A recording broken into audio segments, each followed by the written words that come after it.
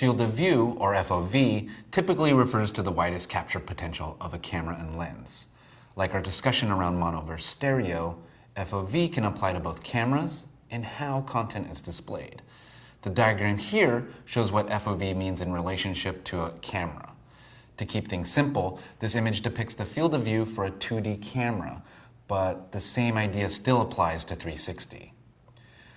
When we're talking about the FOV of 360 cameras, the maximum is 360 degrees.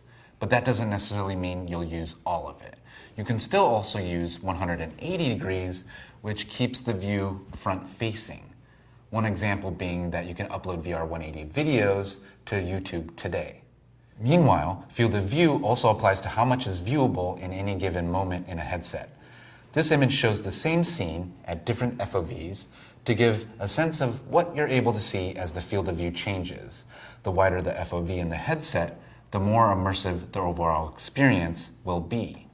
Having a larger FOV means that areas can be masked in post-production programs to correct stitch lines.